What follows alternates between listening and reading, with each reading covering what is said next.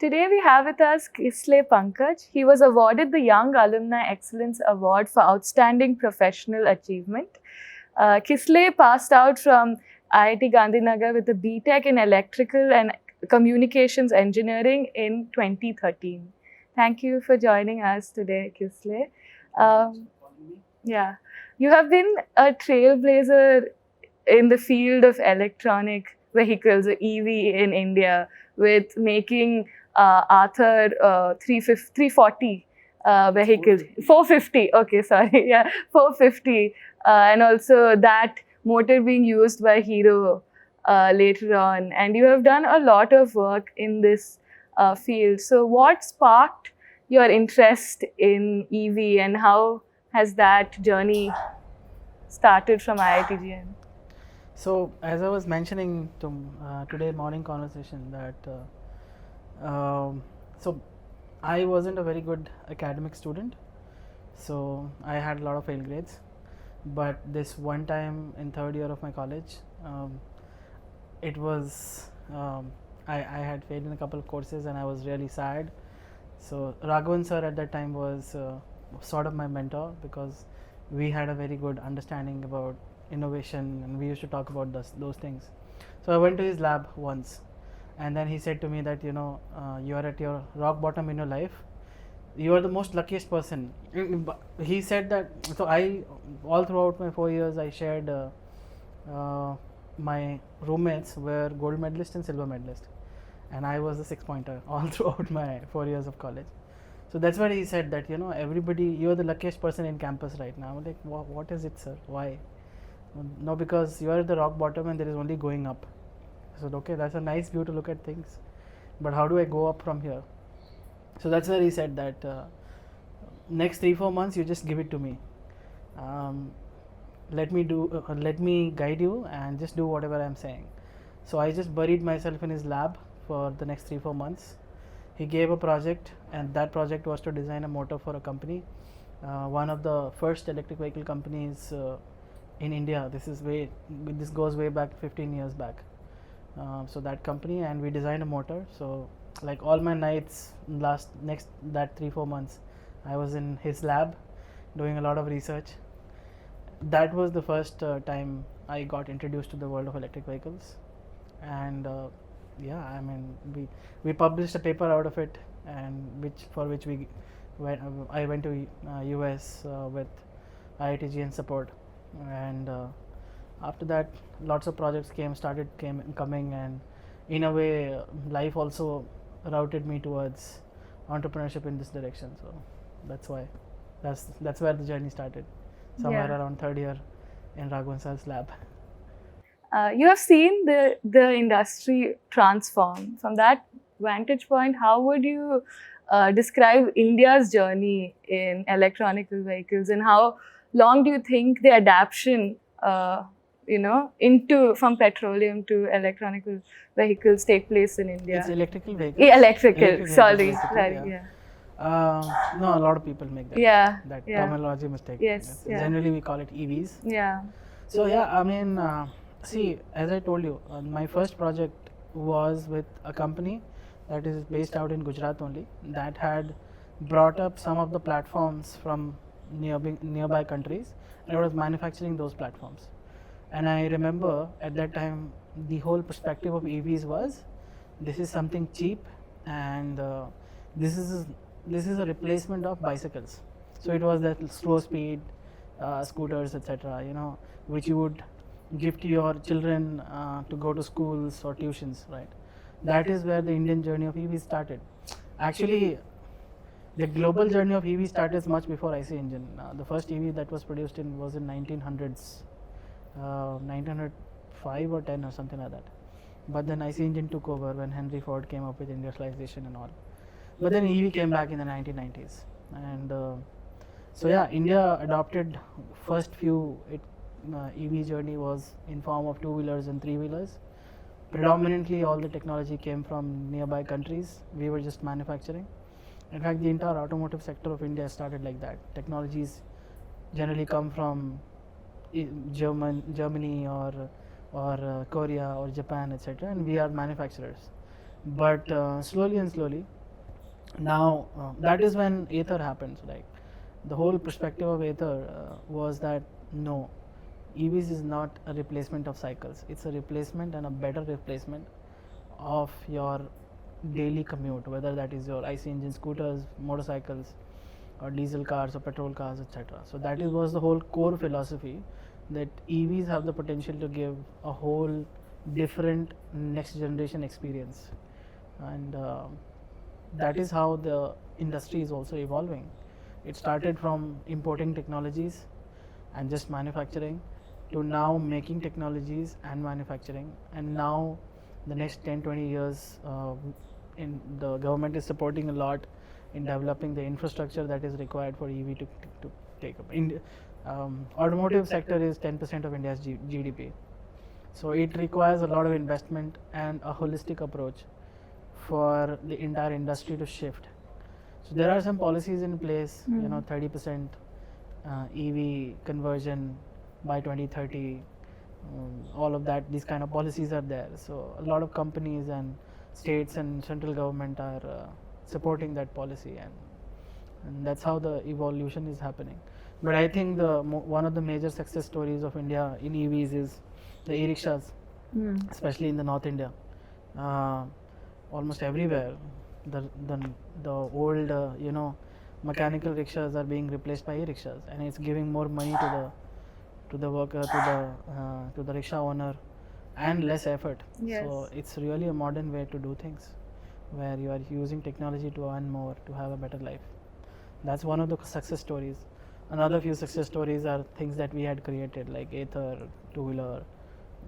Then there are cars coming up. So slowly and slowly we will like go.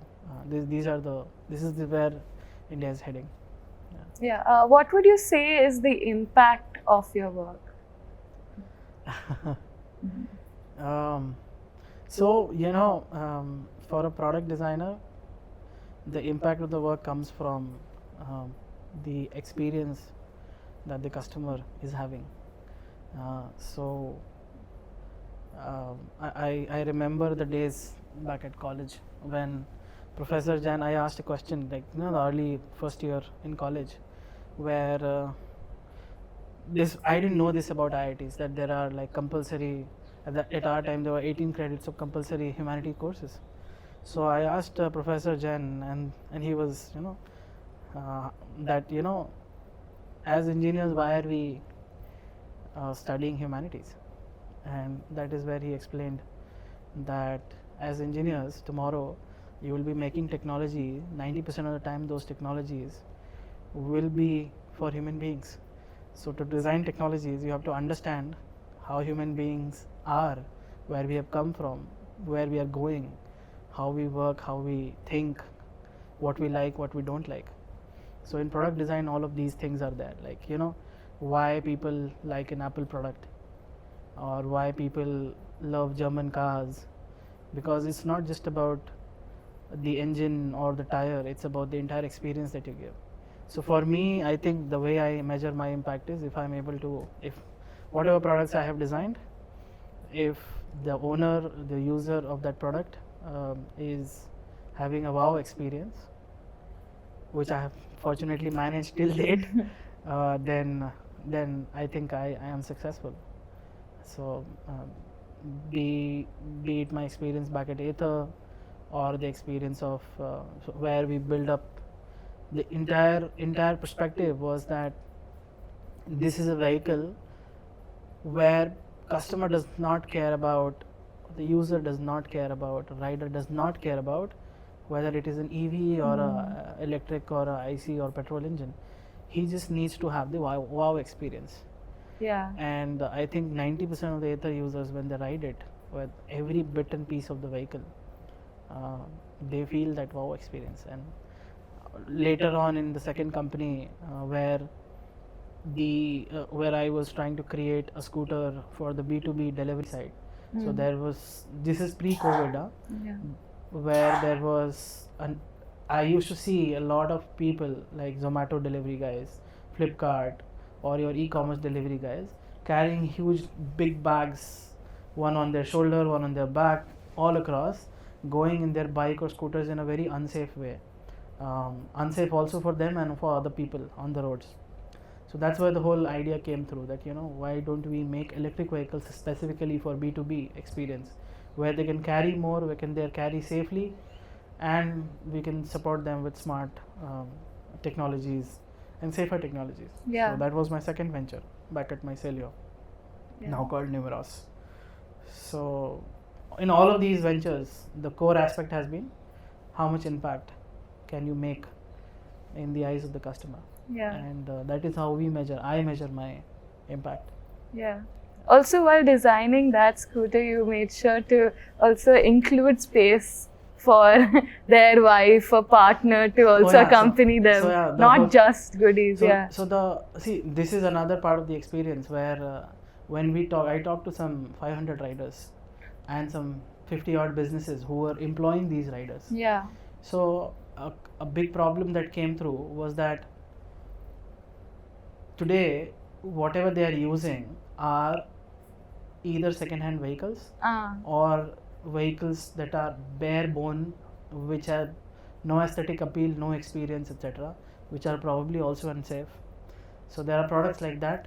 So whenever people see business applications, they will just go with complete utilitarian mentality, like just utility, nothing else.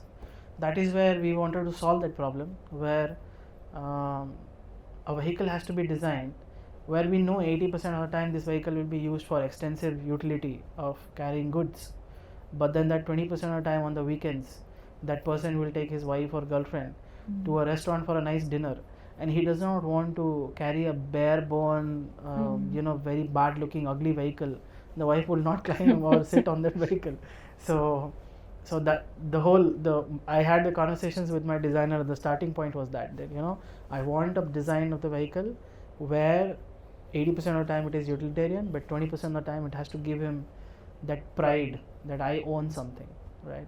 Yeah. Remember that in the olden days when I was a child, these truck drivers who used to own the trucks, they were doing business on their trucks, but then they also used to decorate the entire cockpit of the truck, right? Yeah. They'll put some coats or something, because they wanted to make their own space. They felt pride in owning that truck, and they personalized that truck.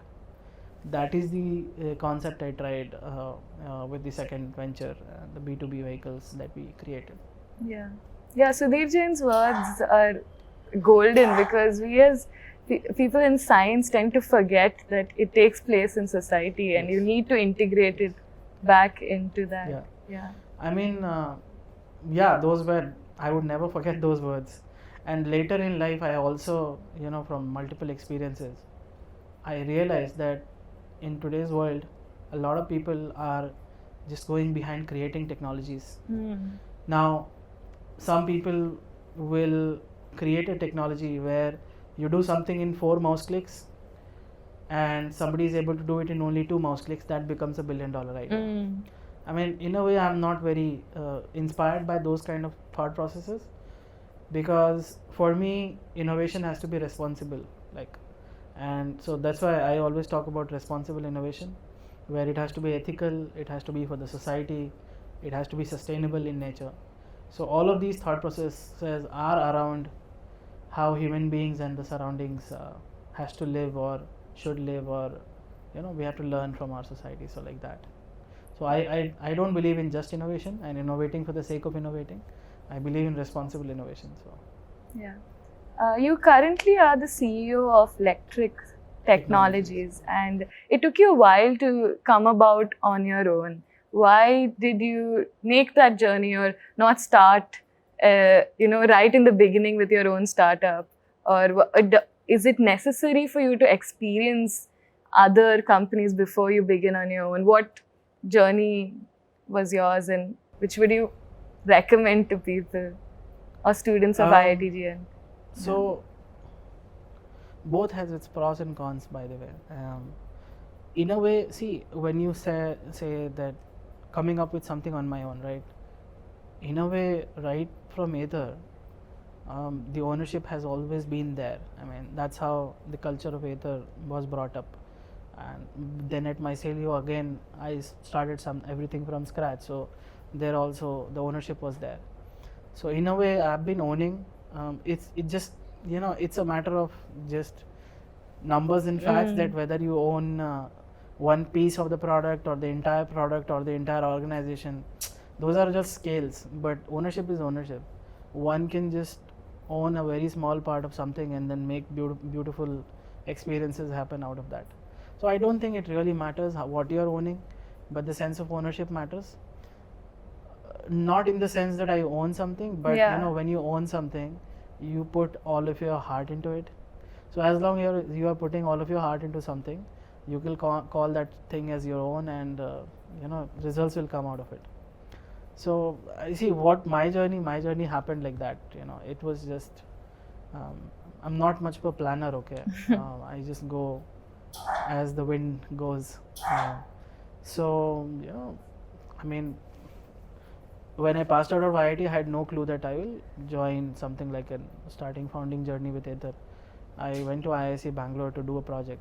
At that time, the only thing that was there in my mind was I have to do PhD and probably become a professor. I went to IISc Bangalore, but then there were some realizations that happened, and I thought, okay, let's stick to the industry and not go to the academia. So, and then Ether happened.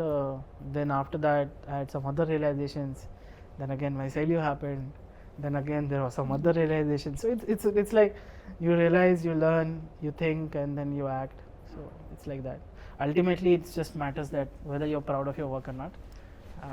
If there is, I'm not for somebody who can give gyan, but if you're asking for gyan, all that matters is if you find something that you can put your heart, you can put your entire mind, body, and soul into something.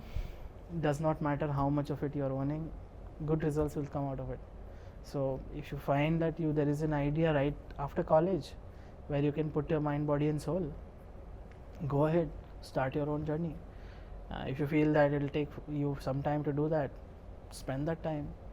It's all possible. Nothing is right, nothing is wrong. It's like that. Yeah. Now that you're back at IIT Gandhinagar, what emotions or memories or what do you feel right now? So the first feeling is, wow, there is so much over here. If this was there at our time, we could have done much more. But then, nobody knows. Yeah. Maybe we could have, maybe we could not have. So, but yeah, I mean, especially the sports facility. Yes. After the award function in the morning, me, Sarthak, Pratmesh, and Pratyur, all of us were sitting there and playing TT, because we can't play anything else without gear, but at least we can play TT. And those reminded us the times of when we used to play TT in. There was a apartment that we had hired in the first year. It was called Ashok Vihar. So we had set up the basement of that apartment, the car parking area, we had converted into TT. So I'm just trying to soak into more and more of the campus, because I have not spent time here except for these visits. So I'm just trying to spend more and more time and trying to see bits and pieces of the campus, so that my memory is associated with here. So it's those kind of feelings. Yeah. After building India's first electrical scooter called Arthur 450, you quit the company and you went traveling. Very eat, pray, love, I think. So what happened in that journey and what brought you back into the industry? Okay. First of all, Ather is not India's first electric vehicle. Oh. But it was India's first smart electric vehicle. Okay. Yeah. So this is 2018, I think, when the product got launched, for which we were working for 5 years and 5 rigorous, hard working years. And then my last project at Ather was the charging infrastructure, which also got launched. So both the major projects got launched and people started using it. And whatever initial hiccups were there, we started stabilizing it. That is when, after it has its own way of working things out, but I started reading some book called Sapiens, and generally that zoom out happened. So because at that time a lot of name, fame, and all of that started happening because of the good work that we had done back then. So I was 27 years old, I think, at that time. suddenly when you are like bombarded with so much attention and everything else that nobody aims or dreams about, you start thinking about, okay, what's next in life? And that is when that book Sapiens happened. So after reading Sapiens, there was this whole zoom out happened. Okay, what more is there to life? That is when I realized that in the last 5 years I've lost a lot in gaining the pursuit of the entrepreneurship journey. There are a lot of things that I lost also, like for example, social interaction with family, with friends, my mental and physical health. So then there was this sudden one day when I was thought ki my birthday was coming up, and I told my co-founders that my birthday is coming up, and after my birthday I wanna restart things, a different kind of life. So I wanna take a break from corporate. I don't know if I'll come back ever on the side of corporate world. So they asked, when are you coming back? So like, okay, I don't know when I'll come back. I don't know if I'll come back at all. Bold words. Yeah, I mean that it was that serious for me. Yeah. So they asked me, what are you planning to do? I said, I don't have a clue. All I know is there is some money in the bank and there is the world to explore. So that's how it is. So yeah, so that I think the last day of Aether was, and the next day was my birthday. So I started a new life that day, and I started traveling. So my first travel journey was to Leh Ladakh. I went there for meditation for some time. It was in the peak of December, winters, Oh. minus 25 degrees Celsius and all of that. We did a lot of crazy things. Anyways, so yeah, and then after that, I had this thing that physical health is not so good. So I wanted to do something, and also in the art of, I used to watch a lot of martial arts movies. So and I like the whole concept of kung fu. So I wanted to learn kung fu, also because it does not just teaches you the technical skills, but also there's a lot of mental fight, mental balancing, and willpower that is associated with all of these practices. I think, and now later on, I realized with any sports, you have to be mentally very strong. It's not just about the physical aspect. So that is where I decided I'll learn kung fu, and I didn't want to learn it from just anybody. So I wanted to learn it from a properly Shaolin, because kung fu has come from Shaolin temple in China. So I wanted to learn from a guru who has been trained in Shaolin, who has really been there and trained from there. I actually started researching a few courses in Shaolin, where I'll spend like 4 or 5 months in Shaolin and get trained. But then I realized that they don't take a 27-year-old guy. Mostly they take like kids and Yeah. So at that time I researched that there were two gurus, shifus, who trained from the Shaolin style, and I got associated with one of them. This was in Delhi. So I took a room, and my daily schedule was 3 to 4 hours of training in the morning and 3 to 4 hours of training in the evening. Out of that, 2 hours I was getting beaten. So like that was part of the training, and I think 4 or 5 hours were physical training. 1 or 2 hours was meditation and Tai Chi. Different kinds of arts are there, which is very much like Hatha Yoga. Yeah. So Tai Chi is there. So yeah, I spent some time in all of this. That is where when I got the call from Mr. Shibulal, and I used to get a lot of calls, but then obviously when the co-founder of Infosys calls, you pay attention to it. So Yeah. I got a call from his office, and they said that they're trying to set something up, and why don't we come? So I was open-minded. I would never refuse a conversation with somebody. So I said, okay, I'll come and have a conversation. So I went there, had that conversation, and then started the next part of the journey. Yeah. I mean, I did a lot of things after that also. So I personally, I want to climb some 7 summits, the 7 tallest peaks of all the 7 continents. So I thought I'll start from Africa, the tallest peak of Africa, which is Mount Kilimanjaro. Yeah. So I went to Africa, Tanzania, for some time, and I spent some 10-15 days in pursuit of climbing. But due to bad weather, my entire trip got cancelled off, so I could not climb it. But then the same tour company took us to a safari, so that was also an amazing experience. So Tanzanian Yes. safari, all the National Geographic stuff that you see, we saw it live, so Yeah. it was great. And I did a lot of things, scuba diving, this, Oh, that, yeah. so So those 6 more peaks to go now. actually 7, because Yeah. Kilimanjaro I couldn't do. So Oh, yeah. okay. Yeah. Sometime in my life I'll probably go. Yes, Go yeah. back to it. So how do you, right now, since you did have an extreme life in before where you were just focused on work, do you balance it out better now? Because in IIT Gandhinagar, I think the curriculum tries and focuses both, like you said, humanities, science, and also sports. And with our art facility, all of these thing encompasses the lifestyle here. So how do you balance it now after your journey with karate and, kung fu, sorry. Yeah. So see, the thing is, after some time you realize that a human being is made of a lot of other areas as well. Like, if you call it a complete life, it's not just about the career or the profession. So that way the IIT Gandhinagar teaches you a good lesson there, where all the areas of, yesterday somebody was telling me the NSO, or the physical education, in our time it was 2 semesters. In the middle somebody made it for 6 semesters, then it came back to 2 semesters. 4 semesters. I think that's a very good initiative. 4 semesters out of 8, you keep playing compulsorily. Will keep you fit. It will keep you.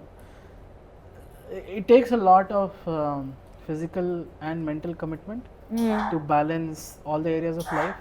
I don't think I'm been still able to do it properly, but yeah, my thought is, whenever, if professional world, focus completely on it. When you are in the office, focus completely on it. When you are sitting on sadhana or meditation, forget about everything. Switch your phone off, just do meditation. When you are on a badminton court, just play. And don't, wherever you are, just devote yourself entirely to that moment. I think that's what the most enjoyment or joy comes from that. Balancing life, sometimes it happens, sometimes it doesn't happen. That's how it is. But generally, if you are focusing on the present moment, Yes. like whatever you're doing, if you just not think about anything else and just do that does the work, I think. True. Okay. Thank you so much, Kislay. Thank you. We hope you can continue coming back to IITGN. And yeah. I would love to contribute in any which way. Yes. I always feel like contributing back. So thank you very much Thank for you calling very me. much. Yeah. Okay.